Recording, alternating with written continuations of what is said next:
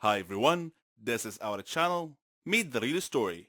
Please like, share and subscribe. There are different kinds of pranks. Some are funny, some are boring, and some have serious consequences. My small innocent prank turned into a horror movie. Let me tell you why. My name is Anita, and I'm 14 years old. I live with my parents and my brother Victor. Victor is 3 years younger than me. We are also close friends. I love reading, writing stories, and most of all, playing pranks on people. I just love to do it. Victor was the cowardly sort, afraid of his own shadow, so I always played pranks on him. His terrified reactions always made me laugh. Whenever he would try to play a prank on me in retaliation, though, I would always see through it immediately. My parents used to spend Halloween at my aunt's house, so, one day, I decided to scare him by dressing up like a ghost and hiding in his closet. When he came home and called for me, I didn't reply. He entered his room and opened his closet to hang his coat, only to be confronted by me jumping out and screaming "boo" in his face. He leapt backwards, wide-eyed and terrified. He screamed like a girl. I was rolling on the floor, laughing. If he wasn't such a coward, I wouldn't have had any fun at home. "One day," he joked, "your pranks are going to be the death of me." When he turned 17, Victor received a scholarship to the state university. I saw him off with tears in my eyes, hugged him, and gave him a present marked "Don't open until you arrive at your dormitory." Shortly after he arrived, he video called. He had blue powder all over his face and looked hilarious. He said, "Very funny, ha ha ha. You have to stop these pranks, sis. We're too old for this stuff now." Oh, how I missed him. I laughed. With him gone, everything was so boring. When October came and Halloween was only a few days away, the doorbell rang, and I opened the door to find a letter lying on our doorstep. I opened it and found a picture of Victor. His face had been beaten black and blue. He looked horrible. I opened the letter and read, "Victor got involved in drug dealing and now owes us a lot of money. If you don't pay off his debt as soon as possible, we will kill him, and you too. Do not call the police, or he will only die sooner." Panicked, I called the thug's phone number, written at the end of the letter, but there was no answer. Victor was such a sweet and innocent guy. I couldn't believe he had gotten himself involved in drug dealing. I thought of calling my parents, but I decided not to, because they would definitely call the police. So I spent the next 2 days thinking. Then, the home phone rang, and I felt my heart sink to my feet. I slowly picked up the receiver. "Do you have the money?" the caller asked in a cold voice. "I need more time. I don't have that much money," I pleaded. The voice replied, "You seem to think we are joking. Okay, the next photo we send you will be that of your brother's dead body." He said that. Then he hung up the phone. My stomach wrenched. I felt sick and tried to call my parents, but I couldn't reach them. The next day, I heard a knock on the door, and when I opened it, there was another note lying on the doorstep. It read, "The angel of death comes today." My parents were at my aunt's. I was alone and didn't know what to do.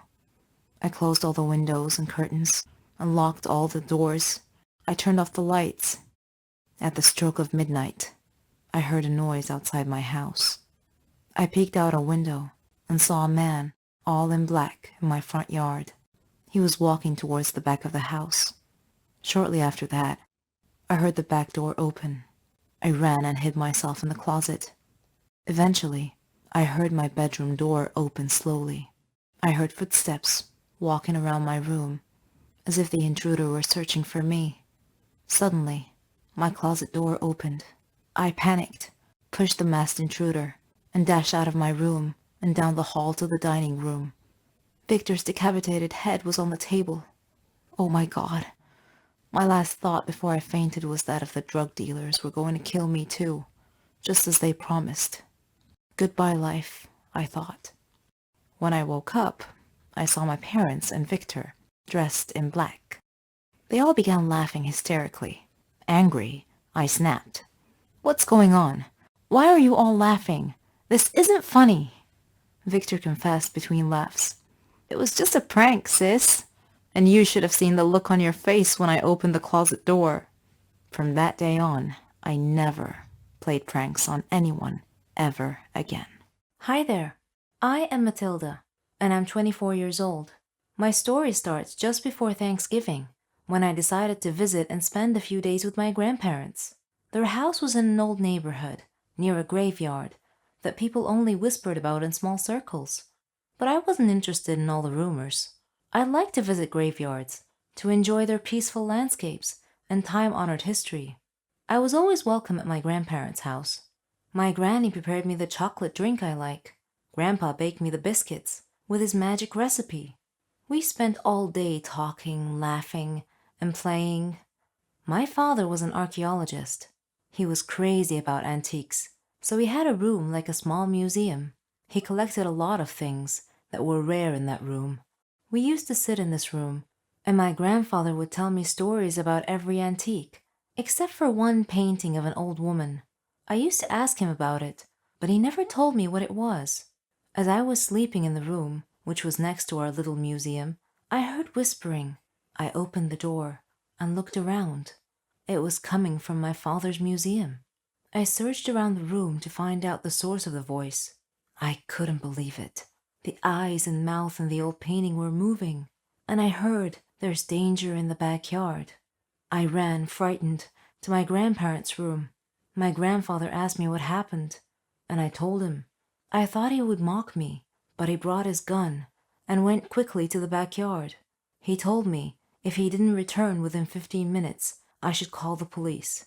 Suddenly, I heard shots. I thought that something bad happened to my grandfather, but he entered the house and told us that the thieves ran away. They still wouldn't tell me about the painting, but I don't think I needed an explanation anymore. I like animals because they live in their own little world with specific rules and laws. It's a well-regulated world, free of biased injustice. Every animal knows its role. For these reasons, I enrolled in a veterinary medicine college to get closer to the animal world and learn more about it. But my love for animals almost got me killed, and I will tell you what happened. I'm Talia, and I'm 19 years old. I'm in my junior year of veterinary medicine. I have loved animals ever since I was a young girl, owing to my dad. Dad was a photographer, and therefore necessarily a world traveler as well.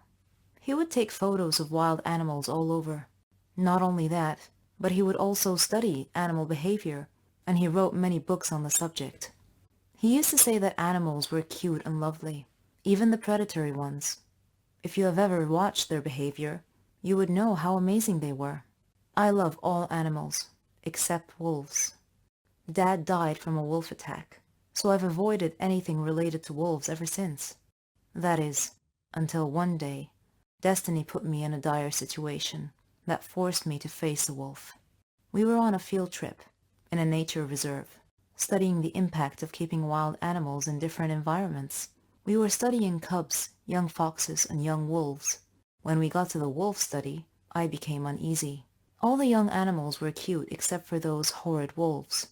The researchers were feeding them food that differed from their normal diet to observe the impact.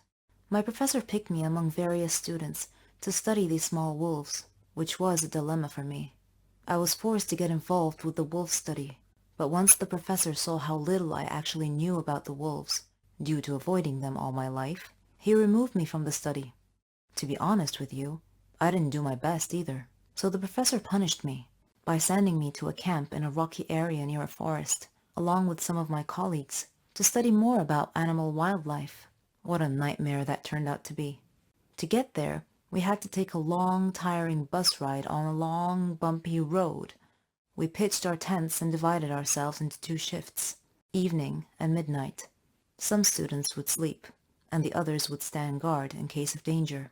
That first night, I was in my tent trying to get some sleep, when I heard someone say, "They're getting closer. They're surrounding us." Terror clutched at my heart. I peeked out of my tent to see what was going on. They shouted, "Keep your tent closed.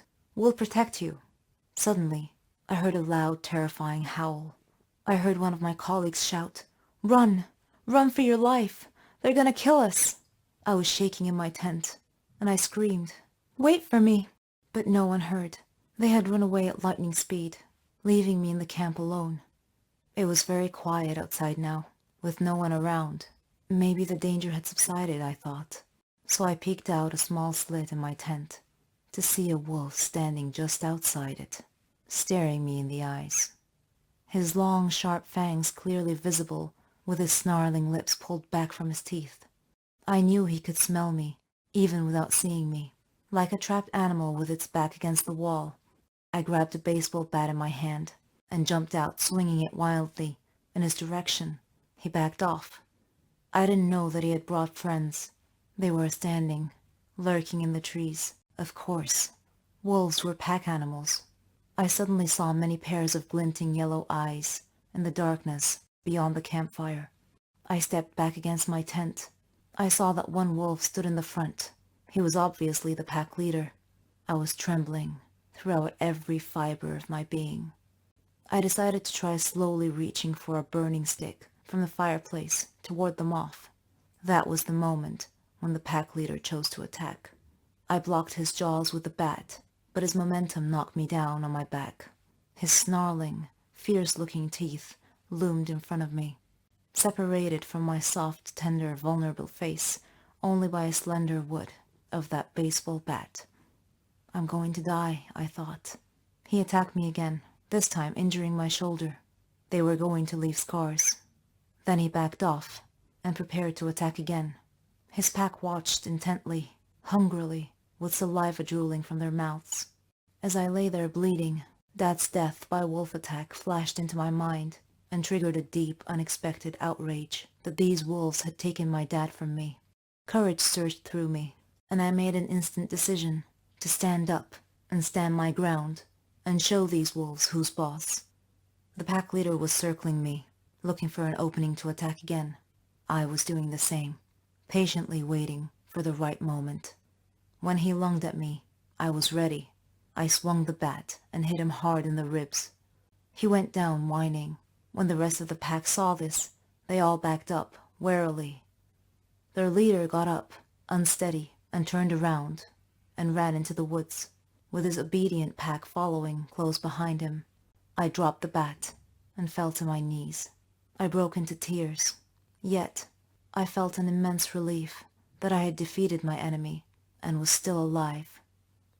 When my friends eventually worked up the courage to come back to camp, I told them what had happened. After finishing our field trip and returning to college, I was widely known on campus as the Wolf's Bane.